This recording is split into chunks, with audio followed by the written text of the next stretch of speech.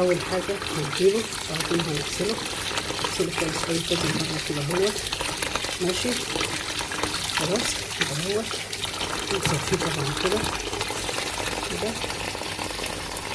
ونغسله تاني. ماشي كده كذا مره خلاص. ماشي وبعدين نصفيه برضه كده اهو كده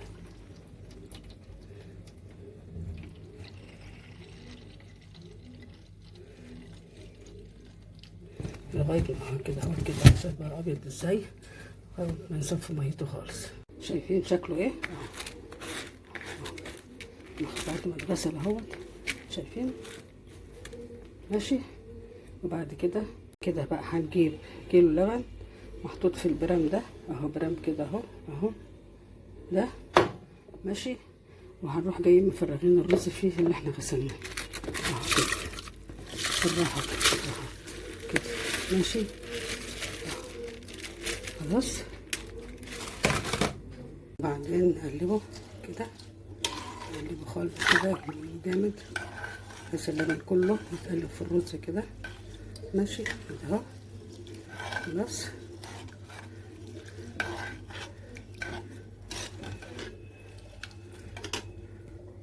بعدين نجيب بقى الزبدة كده اهو، نبشرها كده اهو، نبشرها ماشي خلاص بنفس الطريقة دي ماشي. وبعدين نجيب بقى القشطة نحطها كده ماشي.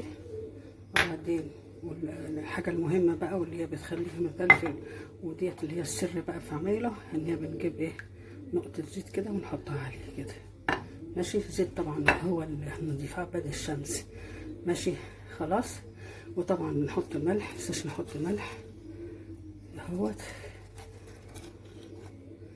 ماشي اهو ماشي خلاص. ونقلبه بقى كويس جدا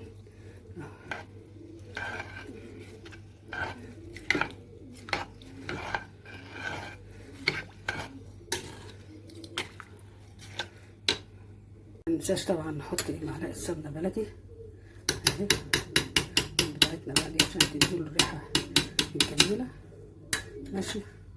مننساش كمان نحط كوبايه ميه خلاص. ونقلب بقى طبعا كل ده على بعضه تقليبه كويسه كله بقى عشان يختلط ببعضيه، القشطه باللبن السمنه البلدي بالزبده بالملح بكله ماشي. وبعدين ايه نسويه كده بعد ما نقلبه ونحطه في الفرن خلاص في طبعا درجه حراره 180.